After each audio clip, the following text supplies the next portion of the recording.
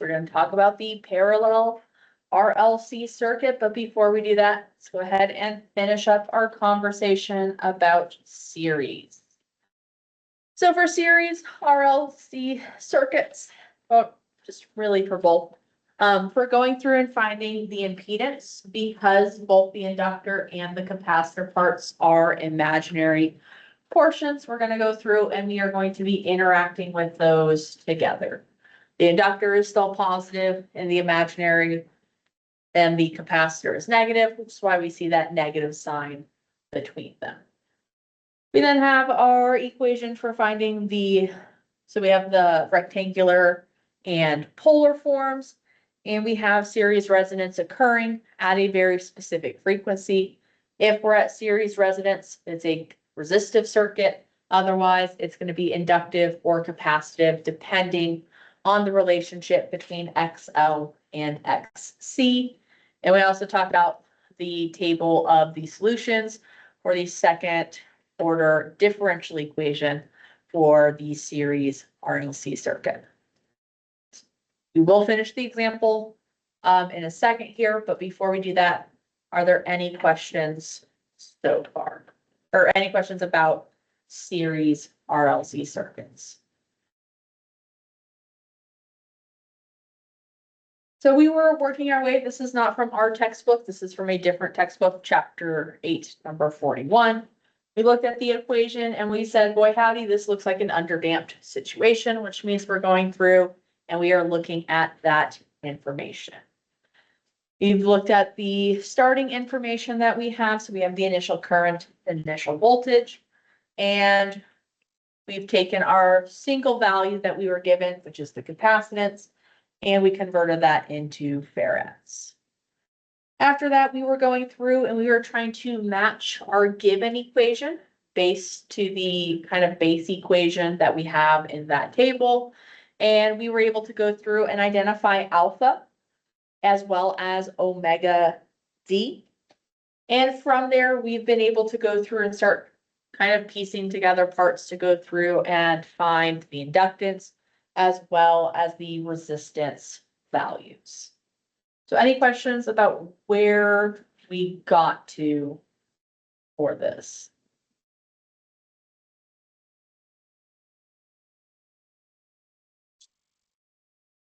All right, so from this, right, we need to go through and find the value for omega naught to then go through and find the value of, in this case, we'll find the inductance value here. So for omega naught, if we go through and solve this here, I get 625,000. That is the omega naught squared value. The reason we're leaving it in squared is that way we don't have to go through and deal with square rooting it to square it immediately again. So to find our inductance, we're going to have 1 over omega naught squared times the capacitance, or 1 over 62500. Technically, sorry, 0. The units for all of our frequencies, so the alpha, omega naught, and omega D are in hertz. They're 1 per second, which mathematically will have a farad per second. We flip it over. That does indeed get us to henries. If you need to see that right now, we can do that. We know it's going to pop out in henries because everything we've plugged into it is in SI. For our capacitance value, we were given that was 80 times 10 to the negative 9, technically farads. Taking that and plugging it in, I get an inductance value of exactly 2.0 Henry, which happens to be one of the things we are going through and solving for.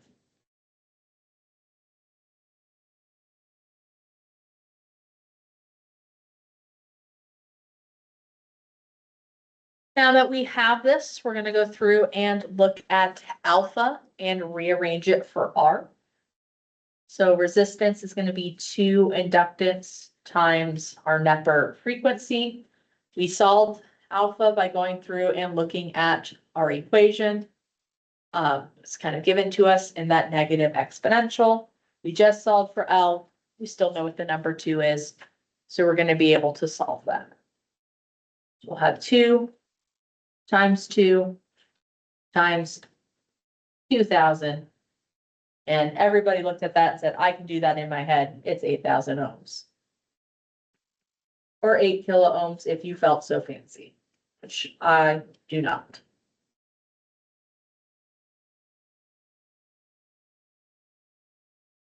So if we go back and look at the questions, or the question, we have solved for R and we have solved for L. We are technically halfway done with going through and doing this.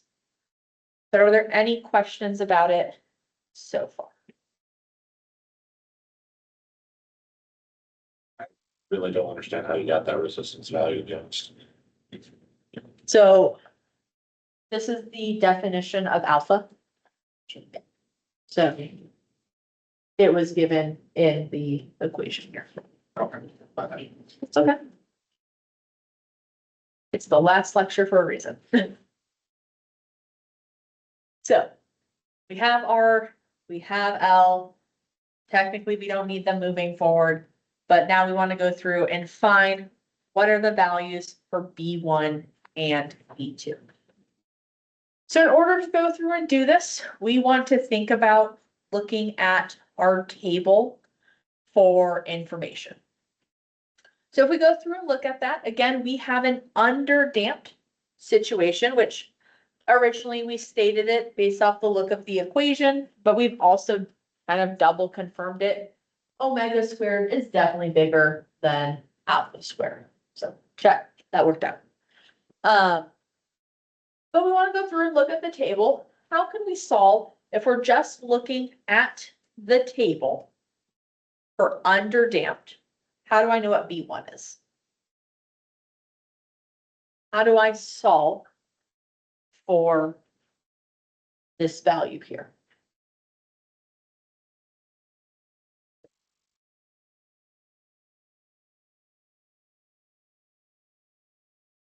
I did not copy the table over. I forgot. So you have to look at it.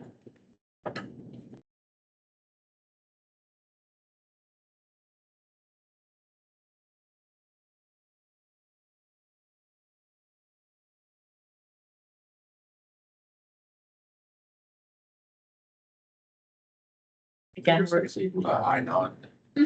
so B1 is equal to I naught according to the table. What we could also go through and do is we could plug in T is equal to 0. So everywhere we plug in A, T is equal to 0. E to the 0 is what? 1, so I'd have B1, 1, 1 plus B2, 1, 0. At time is equal to 0, I have my initial current. So we can mathematically prove that if we absolutely need to, but B1 is equal to I naught. So that is just going to be the given value that we have in the question itself. So again, if we read it, it says 7.5 milliamps.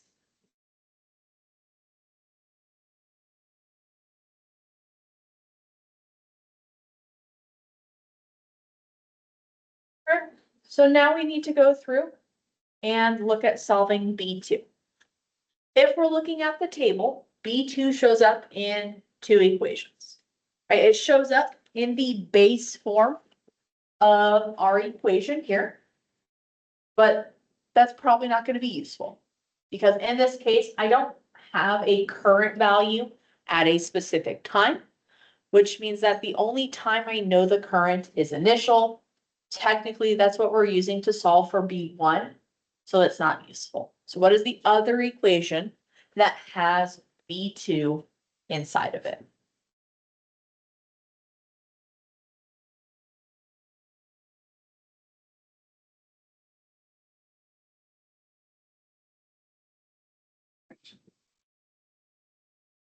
It's the negative alpha B1 plus Yep. Whatever that Greek letter is. Omega. Omega. Yes, we have alpha or negative alpha B1 plus omega D B2 is equal to 1 over L minus R over I naught minus B naught. And if we look at the left side of the equation, this is the time derivative, which we are then plugging in time is equal to 0. We're basically optimizing our function. Take the derivative, plug in this case, t is equal to 0, and we will get this here. So let's think about making sure we know everything except for B2. Do we know alpha? Great. B1. Cool. Omega D.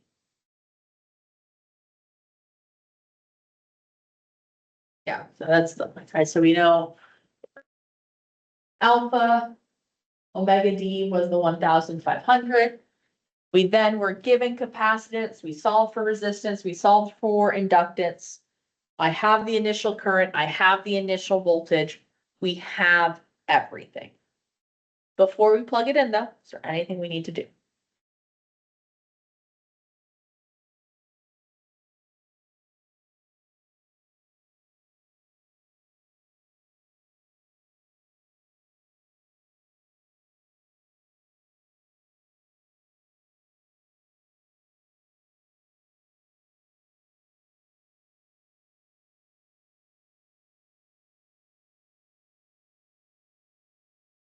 One thing that's in the wrong units. What is it? Yep, so I need to take that current. 7.5 milliamps is 7.5 times 10 to the negative 3 amps. That will be the value I technically need to plug in. So I've just rearranged the equation here. Now we got to go through and plug in an unhealthy number of little things. We have 1 over 2 Henry minus 8,000 ohms times my initial current in amps minus my initial voltage. So it's minus because my initial voltage is given as negative 30 plus alpha, which is given in the equation as 200. Technically, it's in hertz or 1 over seconds times B1, which is again 7.5 times 10 to the negative 3 amps, all over omega D, which again is a frequency, so that's 1,500, 1 over seconds or hertz, whatever one you want to use.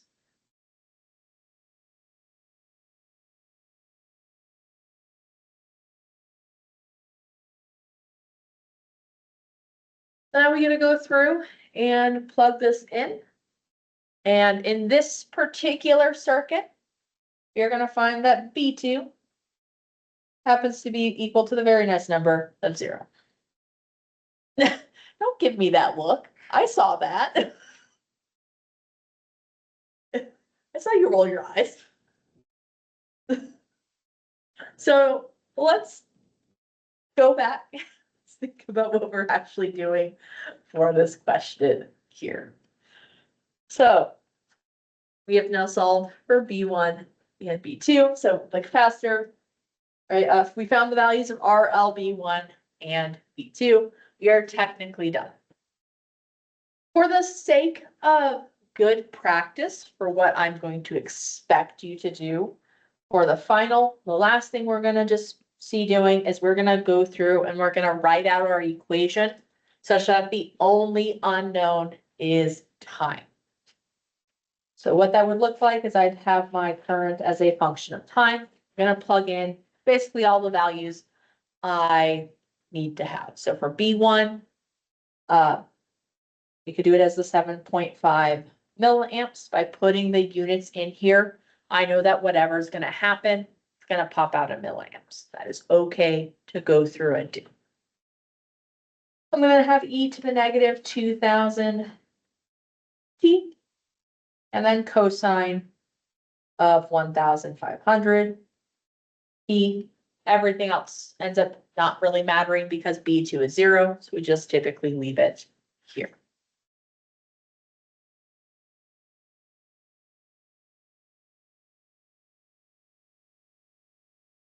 Any questions on this particular example? Instead of B2, B percent.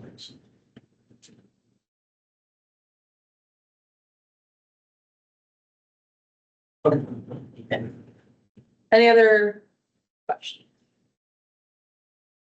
Sometimes, just as an aside for these types of equations, especially if you do not see units associated with the exponential and the cosine term, what you will see, and this is something that's done in text a lot, is you'll see a little, like, it'll have an equation where it says like where t is in seconds. What this indicates that the 2000 and the 1500 are in hertz, because with the exponential and then a sine or a cosine term, they have to be unitless inside. So no units inside, which means technically if we're going through and plugging these values in, they should be done in radians for the sine and the cosine. This degree is a unit. Again, any questions on this other textbook, chapter 8, number 41?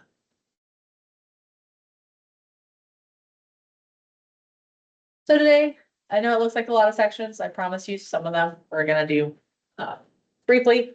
Impedance of parallel RLC circuits, analysis of RLC circuits, talk about parallel resonance, talk about the natural response of the parallel RLC circuits, the other textbook once again. And then we're gonna talk about, but not solve, and you are not expected to solve any of this. How would you do series parallel RLC circuits? Right, again, all of our stuff, it's now in parallel. Way that it's typically drawn, especially for introductory purposes, we have a resistor, we have an inductor, and we have a capacitor in parallel. Its equation is rather hideous.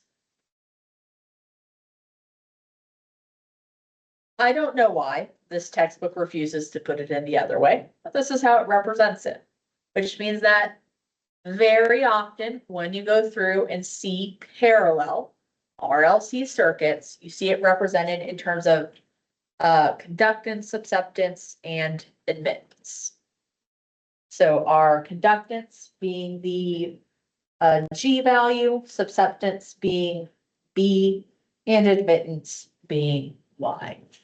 So you see it in terms of the inverse such that you can go through and use this version of the equation here. So the reason we suffered with all of that stuff for when we did series and parallel, or I guess really parallel RC space RL circuits, was because it's important for parallel RLC circuits. More so than those. But again, technically you can go through, you can do the inverse, you can go through flip stuff back and forth between series. Parallel, go through and get an equation for Z. I don't think it's important for the sake of where we are in this class. But there is another equation that exists out there, just typically not represented in that form.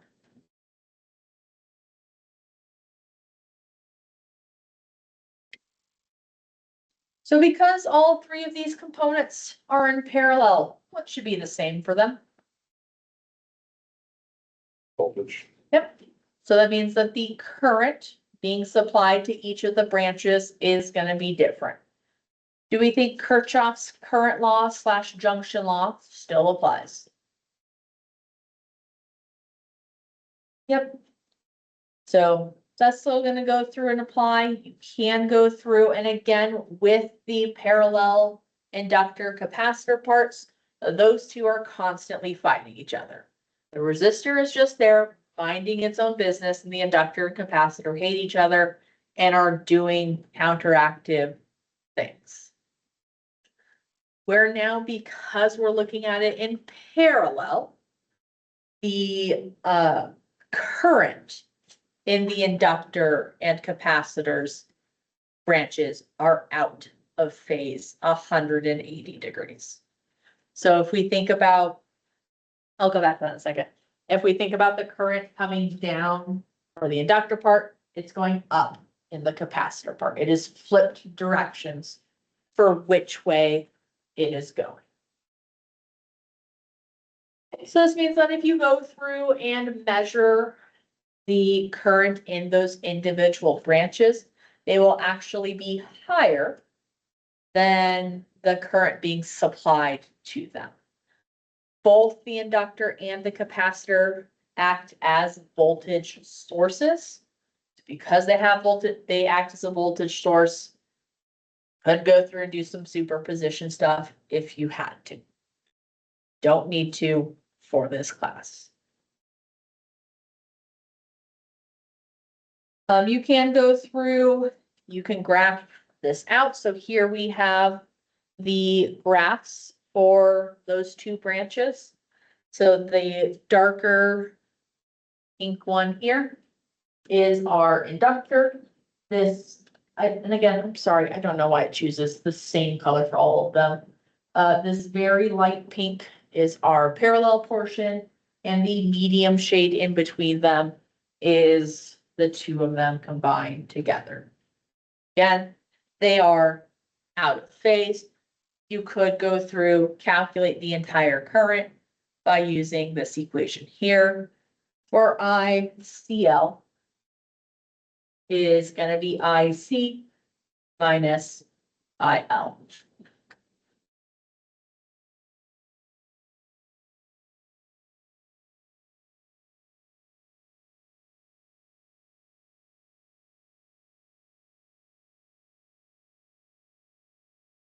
So last time when we went and through, we talked about series RLC circuits. We said sometimes it was capacitive and sometimes it's inductive. And very, very, very rarely we have the situation of where it's resistive instead. Do you guys think that behavior is any different when it comes to parallel RLC circuits?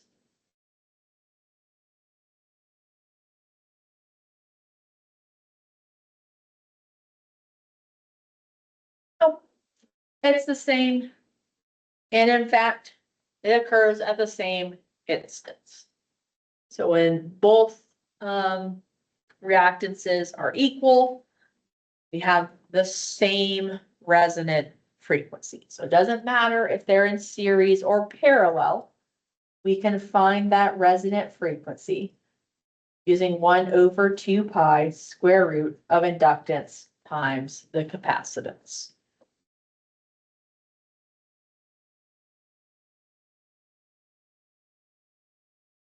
So if we wanted to go through and prove this, right, we can just consider the LC circuit where the currents are pointing in opposite directions.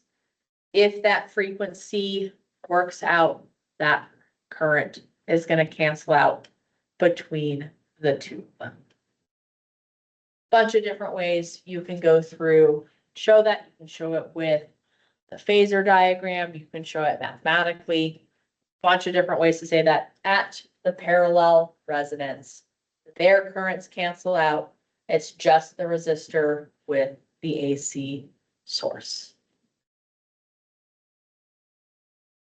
Because of how the equations work out though, what does make it interesting is that so this one doesn't have the resistor.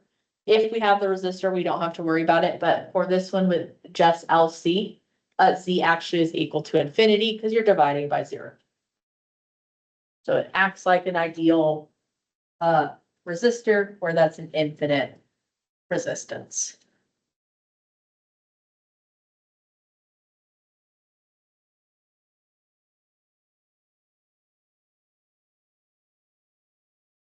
Or again, if it's an RLC parallel, it's just resistive. With this here, this is for when we have the resonant RLC circuit. So just showing again, a couple of different ways how those are going to go through and sum up to 0. So here we have those two superpositions of the currents as a function of time.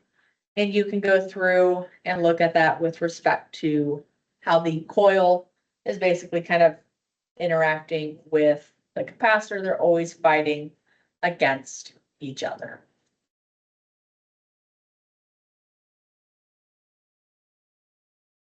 Again, any questions before we do our first example? So let's talk about 1718 here. What are we looking for?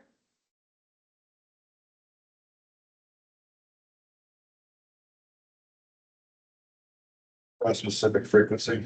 I'm looking for a specific frequency, and that specific frequency is typically represented with FR, which means it has the equation 1 over 2 pi square root of L times C. What useless information is given to us in the picture of our circuit?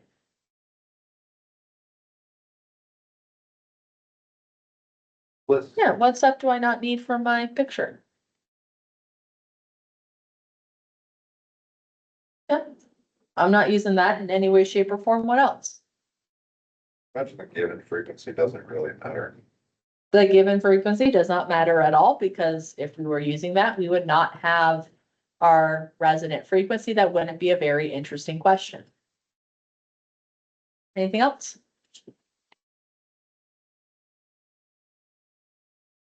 There a V in my equation here? Nope, I don't need anything from the source. I'm basically saying that's a nice source. What if I took it out and replaced it with something else? Which seems to be a theme of what we do a lot in circuits, which is that's nice. I don't like it. Let's replace it. Do I need to worry about anything while we go through and plug in our values? Prefixes. Okay, so for inductance, 15 times 10 to the negative what for the henries? -3. And for our capacitance, our 0.022 microfarads times 10 to the what? So we gotta go through and plug that in. Doing so, be careful. So depending on your calculator and how you're putting this in, you're doing the square root part. Some calculators, if you go through and you did it as 1 divided by 2 pi, it would do 1/2 pi times this value. You want to make sure that everything in the denominator goes into the denominator. So recommend do your square root, times it by 2 pi, and then inverse it. But I got 8,761.19 hertz. Pops out in hertz because everything I plugged into it is in SI. Or for rounding purposes, 8,760 hertz. Any questions about 18?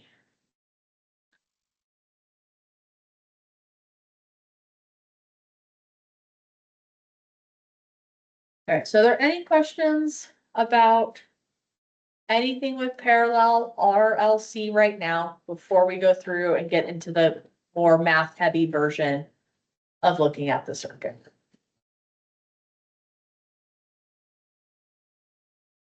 All right, so let's look at the parallel RLC circuit. So again, they're in parallel with each other. So here with our representation, we are seeing that we have 3 different currents that are being drawn in. A lot of the times when you go through and do the setup math, even though the inductor and the capacitor, we know the currents are going to be opposite, you get them all in the same direction for mathematical setup purposes. So you would go through, you have your total current coming, your total current coming into it, and then it's getting split in between the 3 branches. So if we go through to think about it, we want to go through and describe what's happening in the whole circuit based on the 3 branches here. So when we were going through and looking at series RLC circuits, we were technically using Kirchhoff's voltage law or Kirchhoff's loop law to go through and say, well, all their voltages have to sum up to 0. Well, in this particular case, typically what's done, and again, that might vary a little bit depending on where you look. You pick one of the nodes. Typically, it's done with a top node, and you go through and you figure it out and you rearrange it, and you get this equation here. Again, you don't want to have integrals in it, so we want to go through and set up the second order differential equation. You take the derivative, so we take our time derivative here, we get this equation, and again, typically when setting up a second order differential equation, what is done is we want to have no constants in front of the double, in this case, time derivative term. We're going to divide all the terms by C, rearrange it a little bit, and it looks like this. So again, we have a second order differential equation where, again, we're going to have 3 different solutions depending on if we're in the capacitive, inductive, or at this, the resonant frequency. So 3 different solutions, still don't have to solve for them. So here we have our solution, and with this one, you'll notice that there is voltage inside of it. The other one was current based, this one is voltage based because the voltage is the same across all of them.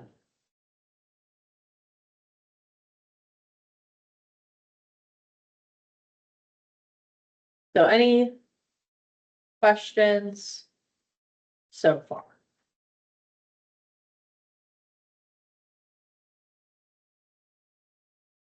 So, right, we want to find, says A the equation, bless you. Yeah, there are technically 3. So, just a little more information because there were some confused faces last time. Let's assume we have some equation for our voltage. Anytime you see equations where it's something, right? I have V here. So it's, if we call it A e to the st, A is just the constant. I don't know what that is yet. If I take the time derivative of it, the time derivative of an exponential looks the same. Right? The stuff in the front looks a little bit different. But I have something a little bit different here with the 1 over RC. I can take a double time derivative of it as well. Again, the exponential part looks pretty much the same. All 3 of my terms have the exponential. I can technically go through and get rid of it. So what we would end up having is this. So this is where our equation for S comes from. Again, S here is just whatever we have from taking our derivative, and we have that voltage or that constant A, whatever it happens to be for that circuit. So it's typically that maximum voltage value. So sometimes you would see it as V naught e to the st. So S here is just whatever our constant happens to be to multiply by time. So this is going through. So between this top equation here and this bottom equation, we have plugged in A to the EST. A is our initial voltage. S is just some unknown constant because we have a thought that it's just not going to exponentially decay with time. There's probably something related to our specific circuit in there that's going to influence what's happening. That's why we put the S there. If all RLC circuits had the same solution, that would be really mathematically convenient. But from experimental purposes, they know that it's not the case. We slap an S in here to say, I don't know, that's circuit based. So plugging that in, going through, taking our derivatives, we have this.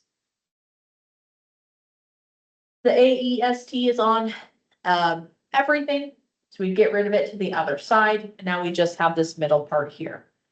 What is the fun equation we would have to use to solve for the value of S for this part in the parentheses?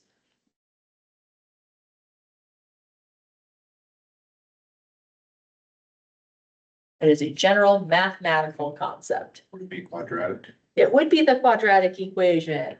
And that gets us our two solutions that we saw last time. So the S from last time is derived the same way as this one, but it's a little bit different with technically A is current instead. So with the, again, it's called, I'm trying to remember what it's called. The characteristic equation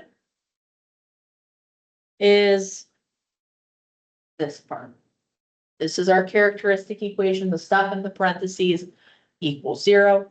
It then has two solutions due to the plus or minus of that square root, which then in turn goes through, and as we plug stuff in or to the equation for the voltage, go through and do an unhealthy amount of math, we get our solutions.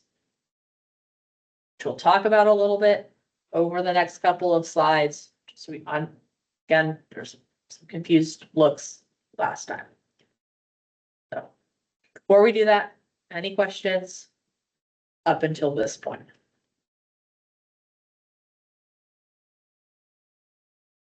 So we want to write S in a couple of different ways. We have the two solutions, so we would like to acknowledge that there are two solutions. And again, none of you would probably be very excited writing this out. I'm in the same boat as that. So they go through and say, boy, howdy, that 1/2 RC shows up a lot for the parallel RLC circuit. So let's call it alpha. That is the Neper frequency. Is that the same Neper frequency as the series RLC circuit?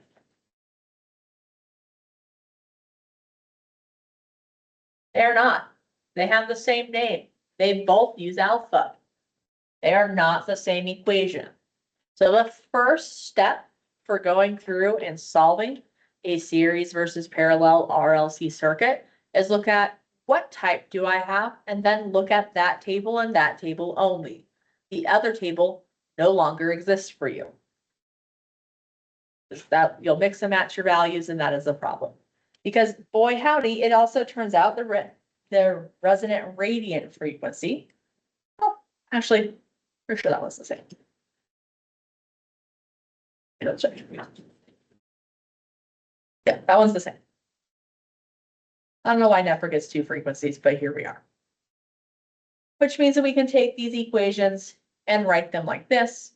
These equations look very similar to parallel.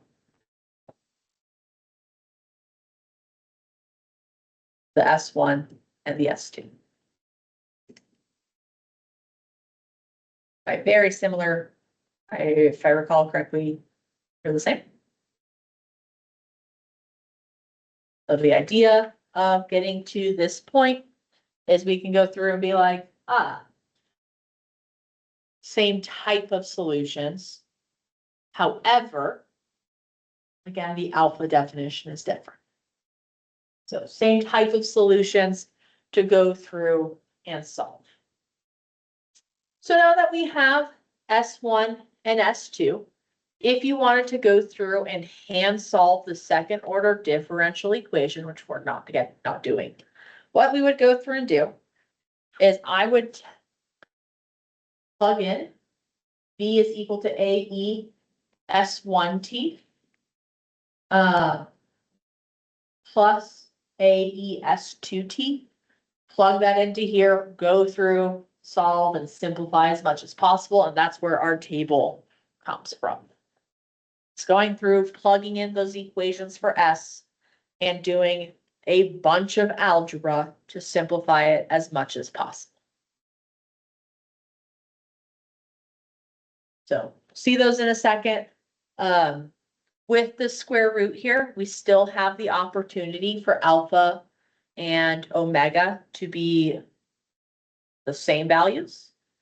One can be greater than the other, so we still have the three different types of damping, which tells us how over time the RLC circuit would drop off to 0. And it's the same exact relationships. So if for overdamped, omega naught is, or omega naught squared is less than alpha squared, or less than or equals, sorry, just less than. Oh, I fixed it. Just less than alpha squared. So that is going to give us, if we look at the square root, a real value. We have underdamped, where S1 and S2 are going to have negative square roots, have complex results. And then we have the case where the square root part is going to cancel out altogether. So same naming convention, same rules. Again, really the only difference we have so far is the definition of alpha.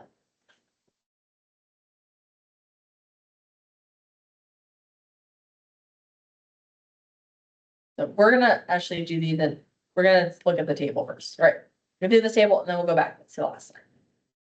So if we're going through, this is our table for parallel RLC circuits. It is set up the same way. We have our characteristic equation, which we don't need to worry about. We have our natural resonant and damped frequencies. So we have alpha, omega naught, omega D. Again, alpha is different. Omega naught is the same. Omega D is the same. For the roots of the characteristic equations, those are the same. We have our overdamped, underdamped, and critically damped conditions, and then all of their relevant equations.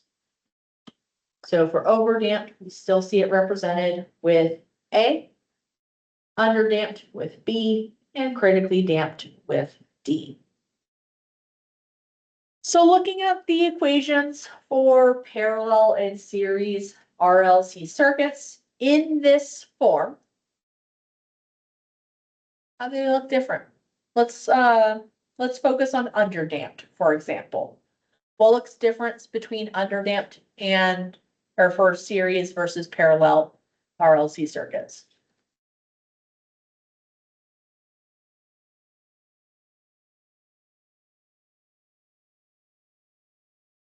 Expressive form, voltage versus current. Yep, these are voltage equations. All of them are voltage equations here for parallel. All the series ones were current based. What else?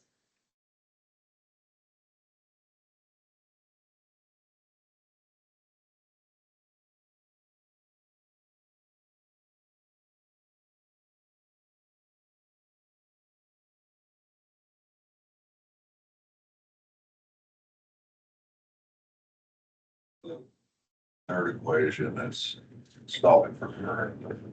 Back half instead of voltage. So all of these 30 equations where we're taking the time derivative and then plugging in t is equal to 0, the right side of the equation looks different. So all three of these parts here do look a little bit different compared to series and parallel. So again, you look at it, you go, this is series, and you make sure at the top of the table it says equations for analyzing the natural response of series RLC circuits, and then the parallel table doesn't exist. Make sure you are using the correct table. That is a very big deal for very obvious reasons. They're not the same circuits. So if we go back to this one here, this is just the typed form of them. So it's going through and just having it typed instead, in case you wanted to have a less blurry version of it. But they're the same equations. Okay. Any questions before we do an example?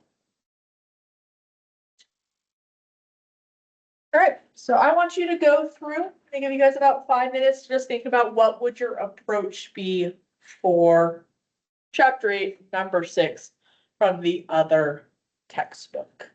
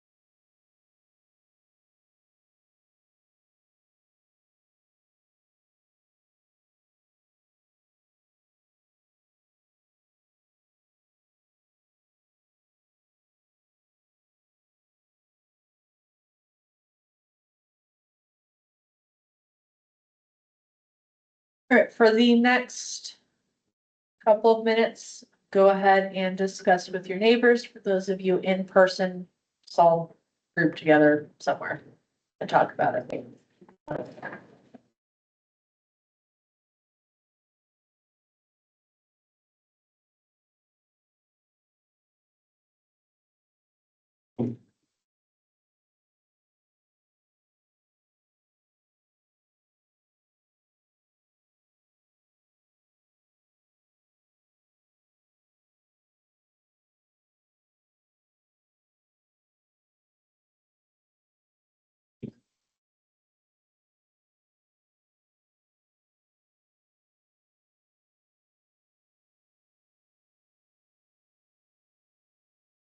So.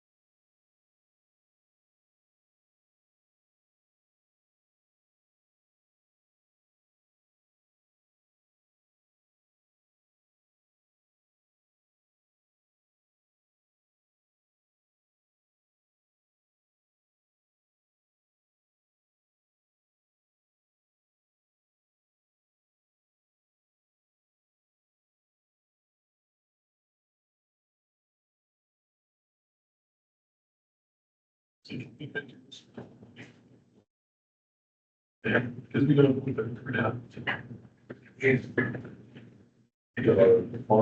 Different service areas.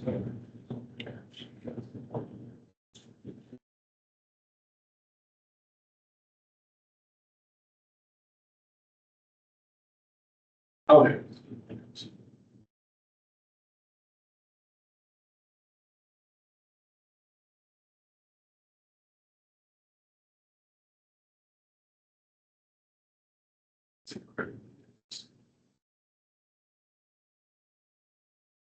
You guys want more time or do you want to go over it?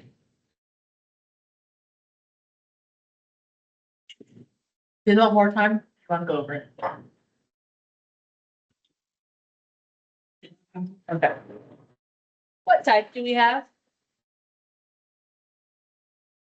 damped. How do you know it's over damped and not critically damped?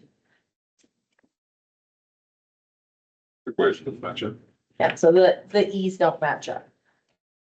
So because the E's don't match up, because both of them are something, right, a constant, with the critically damped, there's an extra T in there as well. So it's D1T, E to the stuff.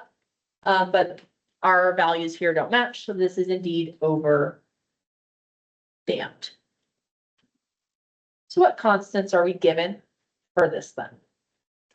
A1 and A2. All right, so A1 is gonna be our 10. A2 then is gonna be, is it positive or negative 90? Negative. In negative. What are the units? It's amps. On amps. Even though it's representing with the, yeah. Oh. The voltage equation there and that's. Doubles here.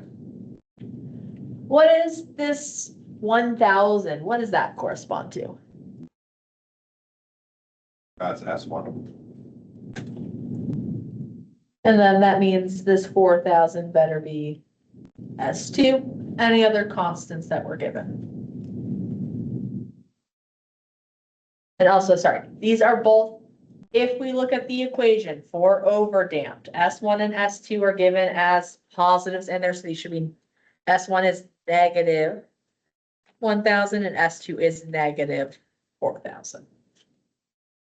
Any other constants?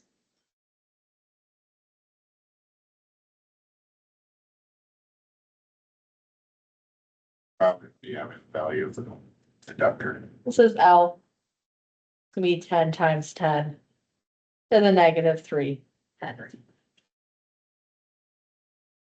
So this question is more involved for going through and looking at in comparison to the one we finished earlier today. Right, that one was look at it. We did piece together some of the equations to figure it out, but typically we were just dealing with one equation at a time. This one, not quite as nice. And this one does, for this particular example, it does require us to do, or know a little bit more, or at least remember a little bit more on how algebra works. As of right now, I cannot find numerical values of omega, alpha, C, and R just from using one equation. What I'm gonna have to do is let's look at the equation for S1, right? That's negative 1000 is equal to negative alpha plus the square root of alpha squared plus omega naught squared. I can't solve for alpha or omega naught because I don't know the other one. So I need a second equation that also has alpha and omega naught in it, which happens to be S2. Right, that one, negative 4000 is equal to negative alpha minus the square root of alpha squared plus omega naught squared. Now I have two equations with two unknowns I can solve. There's an easy way and a hard way. Which one do you guys want to see? Okay. I'm just gonna add the two equations together. Which you have to remember, you're able to go through and do, which it's been a minute. What is negative 1000 plus negative 4000? Negative 5,000. What happens to the square root terms? Negative 5000 equals negative 2 alpha. What is alpha?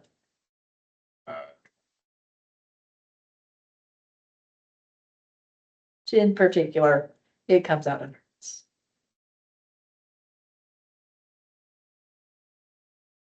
S1 and S2 are in hertz. Any questions on getting alpha? Now we can use either of the equations to go through and solve for omega naught. Choose whichever one you're more comfortable with. I did S1 just because I had written it down first.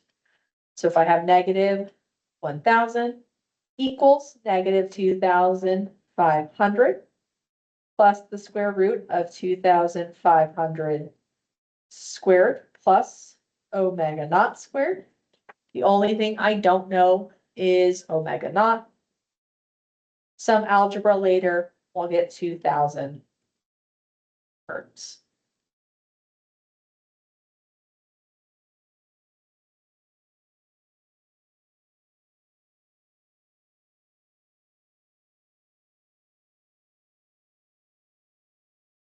Any questions so far?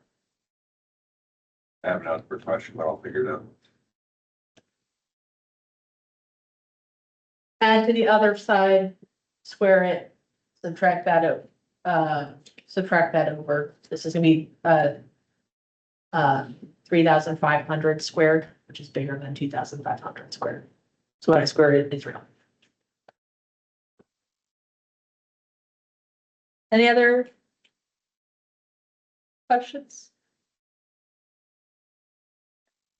Now that I have this, what equation can I go through to use? I still need to find R.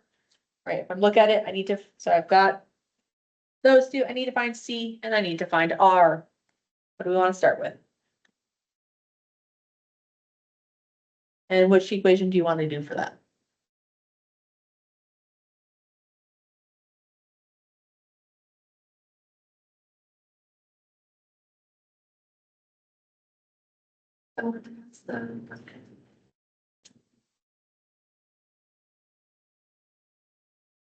Yes, 1 over the square root LC, or C is equal to 1 over L omega naught squared. 1 over L, we've already converted it, the 10 times 10 to the negative 3 Henry, 2,000 hertz squared. We're going to find that the capacitance is equal to 2.5 times 10 to the negative 5 farads.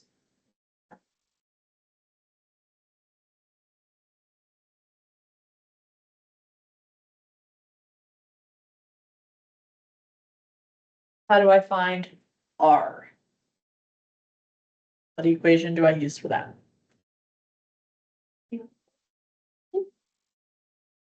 We'll go back to that in a second. Alpha is equal to 1 over 2RC, or R is equal to 1 over 2 alpha C. 1 divided by 2, 2,500 hertz times our capacitance of 2.5 times 10 to the negative 5 farads, or the resistance is 8 ohms.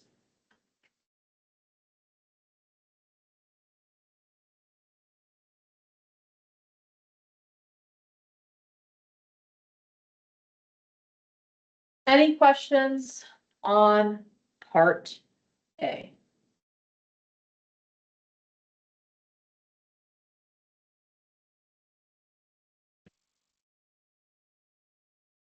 We've now checked off A, we have done all of that. Now we need to think about this awkward part. How do we find the currents into these branches here? So, a couple different ways that we can do this. So let's go through and let's think about the resistor one first, because that one's the best one. What's the relationship between current, voltage, and resistance?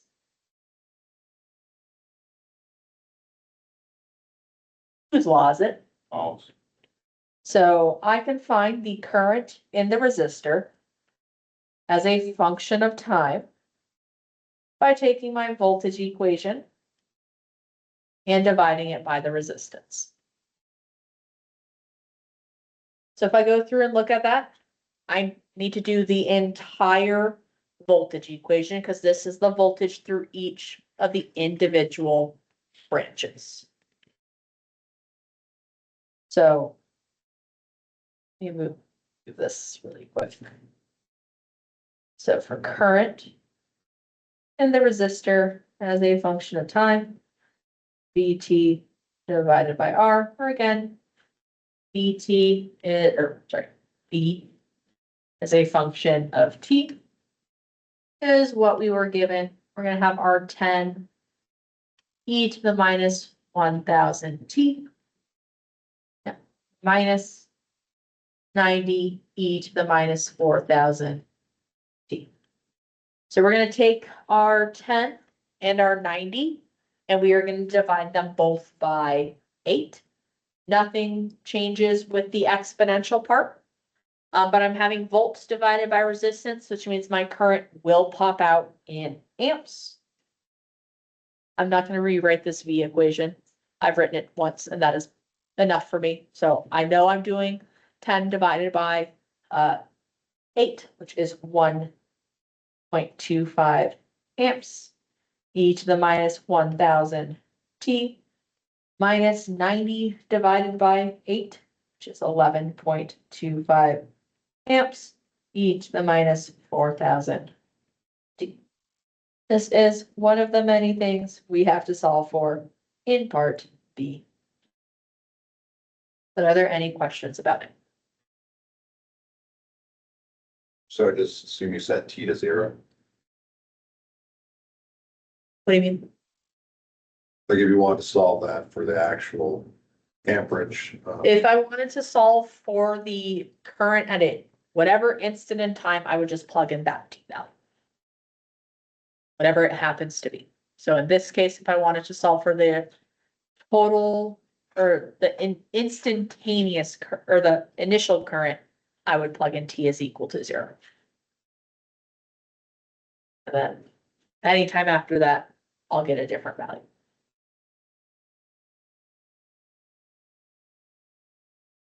All right, so let's talk about the capacitor next. The capacitor, if we go through and look at how it relates to the current, has an equation that looks like C dV over dt. So now I'm going to have to take a time derivative, then go through and plug in my capacitance value to get it. So we could go through and solve for the current. If we go through and do it this way, for IL, what we would be able to go through and do is say, well, hey, all these currents added together sum up to 0. If I find IC, I have IR, I can find IL. You could do the opposite, which is going through and finding the current through the inductor, then using this equation to find the current through the capacitor part. Both methods work out perfectly fine. Typically the inductor one is not done because that's going to be a double. So if you're going to have to do one derivative, you might as well only do one instead of doing a double. Yeah, typically people try to be, I don't want to say as lazy as possible, but relatively. Do you guys need me to show what the derivative of voltage looks like? All right. All right. That's fine. We're gonna have. Okay, so we're gonna put the capacitance value at 2.5 times 10 to the negative 5. For the sake of sanity, we're not doing any units on this part. I have the time derivative of this. So I'm going to take the time derivative. So the exponential term stays the same, but I pull down the negative 1000. So I'll have negative 10,000 e to the minus 1000 t. So that's from this term. I then get to go through and do this one. I'll have negative 90 times negative 4000.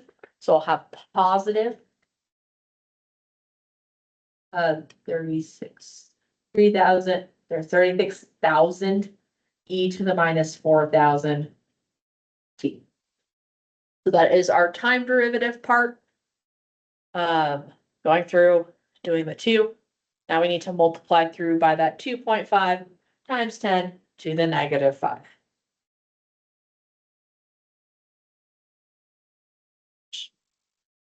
That one I can't do. Hold on. Can I mess that up?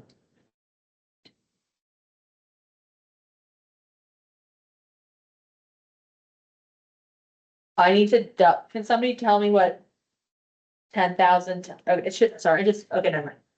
Should be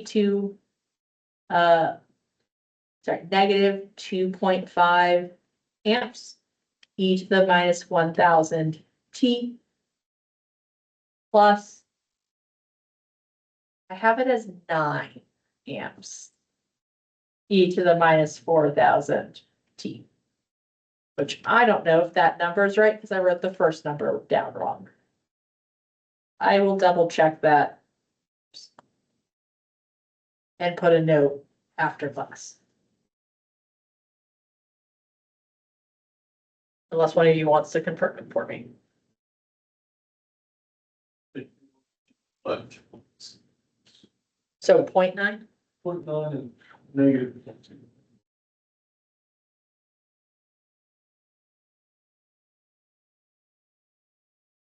Perfect. 2.5. Yes. Yeah. Yeah.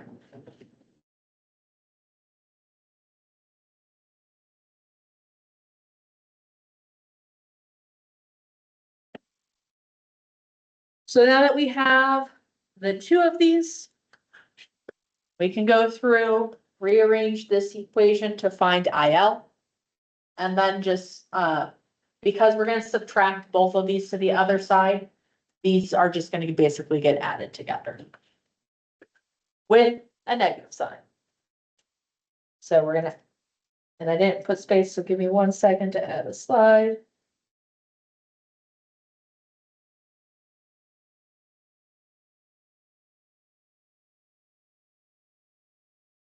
So we're gonna have IL is equal to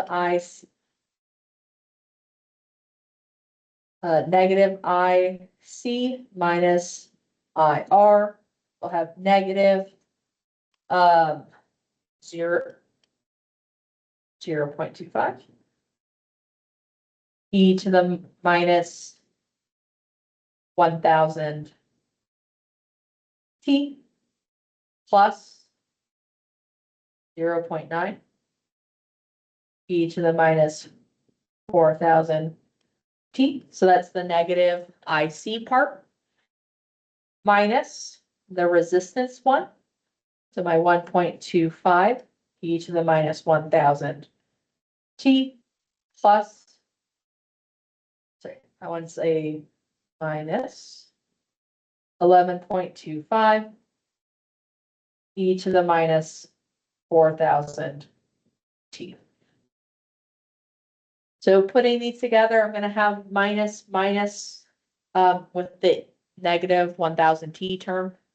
I'm gonna have minus 1.50 e to the minus 1,000 t. Technically, it's in amps. For that, I'll have minus plus, so it's minus plus the 11.25, so it'll be plus 10.15 amps e to the minus 4,000 t. This question is more involved than I expect you to do for the final when it comes to doing current things. Let's just try to pick examples that bring a lot of what we've done throughout the semester together. So, any questions on this other textbook, number 6? So let's say hypothetically, again, we're not gonna do this. Let's say hypothetically, we have combination series, parallel RLC circuits, similar to what we did at the end of RC and RL. The idea of what you wouldn't be doing these equations for that. What you would go through and do is you would find the impedance slash admittance, go through, treat it like a resistor. So everything we covered with resistors, so superposition, Norton Thevenin's, branch mesh node method, we would be able to go through and apply with having Z. So it is I know it seems like kind of a silly thing that we're going through and finding this imaginary slash real resistor part thing. But what it's going to allow us to do is basically treat everything like a resistor. The resistor math exists. There's a bunch of different techniques, a bunch of different methods to go through that you would then be able to apply to a series parallel RLC circuit if you had to. It's not something I'm gonna make you do. So are there any questions about parallel RLC circuits before we go? All right, we have made it through circuits. Congratulations.